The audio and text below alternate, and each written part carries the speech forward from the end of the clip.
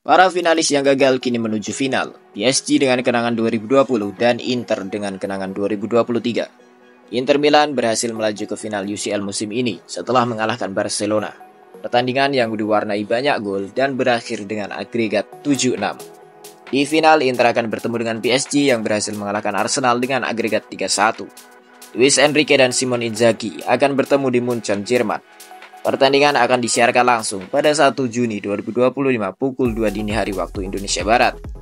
PSG sepertinya tetap akan mengandalkan gaya bermain agresif dan cepat melalui wingernya dengan formasi 4-3-3. Sedangkan Inter mungkin akan tetap bermain dengan dominasi lini tengah melalui formasi 3-5-2. Jika demikian, dominasi serangan sepertinya akan lebih tinggi dari kubu PSG, sedangkan Inter dapat menunggu celah untuk mendapatkan serangan balik cepat. PSG tentunya akan mengandalkan kecepatan pemain depan mereka, terutama Dembele yang sudah mengemas 8 gol dari 13 pertandingan. Trio lini tengah PSG juga perlu diwaspadai, yakni Vitinha, Fabian Ruiz, dan João Neves. Umpan-umpan dari Vitinha menuju winger mereka perlu diwaspadai. Dari kubu Inter, wingback mereka Dumfries dan Di Marco perlu diwaspadai karena menjadi kunci permainan dari formasi 3-5-2 yang mengandalkan mobilitas wingback untuk naik turun. Selain itu, Calhanoglu juga menjadi kunci dari kreativitas permainan Inter serta finisher Inter yakni Lautaro Martinez yang sudah mengemas 9 gol. Pemain yang tidak kalah penting dari kedua tim tersebut yakni kiper mereka yang sama-sama menunjukkan performa menawan terlebih di laga semifinal. PSG sempat kesulitan di fase Liga dengan berakhir di posisi ke-15. Menurut peraturan Liga Champions, tim yang bertengger di peringkat 9 hingga 24 pada fase Liga akan bertanding di babak playoff untuk mengamankan tiket menuju 16 besar. Di babak playoff, PSG menunjukkan asanya dengan membantai Brest dengan agregat 10-0. Di babak 16 besar, PSG kembali mengalami kesulitan. Mereka bertemu dengan juara IPL musim ini sekaligus peringkat pertama pada fase Liga, yakni Liverpool. Di leg pertama, dominasi serangan dan tembakan ke arah gawang memang dimenangkan oleh PSG. Namun sayang, skor akhir berpihak pada Liverpool. PSG harus mengakui kekalahan dengan skor 1-0. Di leg kedua, PSG kembali menunjukkan tekadnya. Mereka berhasil mencetak 1 gol selama pertandingan, lalu mengajak Liverpool untuk adu penalti. Kemenangan pun diraih PSG dengan hasil akhir penalti yakni 4-1. Pada babak perempat final, PSG bertemu dengan Aston Villa. Pada leg pertama, PSG menunjukkan siapa yang terbaik dengan mengalahkan Aston Villa 3-1. Lalu pada leg kedua, PSG sempat dibuat gigit jari. Bagaimana tidak, permainan baru berjalan 58 menit, papan skor berpihak pada Aston Villa yakni 3-2. Sehingga agregat menjadi 5-4 di mana PSG masih unggul. Namun, 30 menit menuju peluit panjang tentu bukan hal mustahil bagi Aston Villa untuk menambah 2 gol lagi sehingga mampu mengubah agregat menjadi 5-6. Namun PSG tetap menunjukkan tekadnya. Meski kalah pada leg kedua, agregat 5-4 tidak berubah. PSG pun menuju semifinal.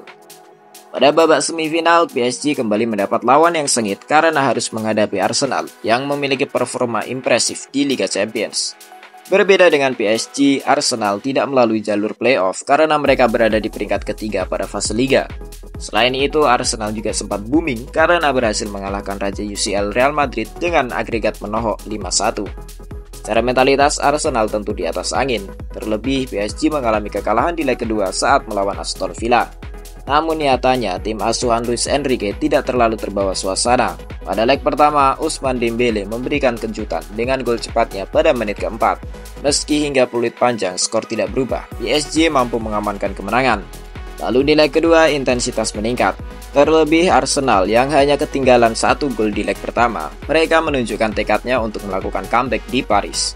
Namun sayang, PSG tampil lebih efektif. Mereka mampu memaksimalkan peluang yang ada. Terlihat dari gol Fabian Ruiz dan Hakimi.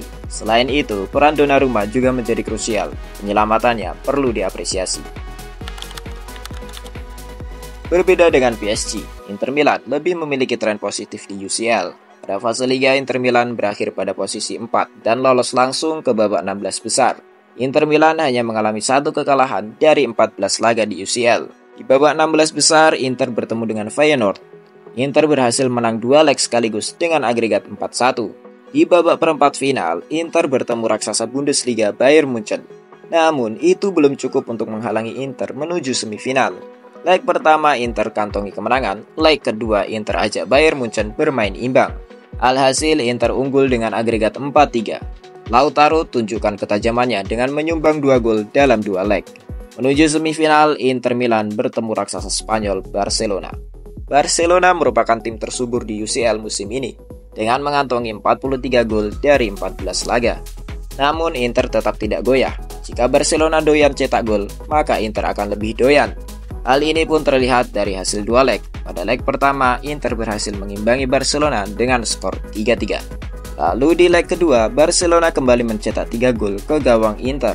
Namun Inter mampu membalas dengan mencetak 4 gol ke gawang Barcelona. Agregat akhir pun 7-6 untuk kemenangan Inter. PSG dan Inter Milan memiliki perjuangannya masing-masing.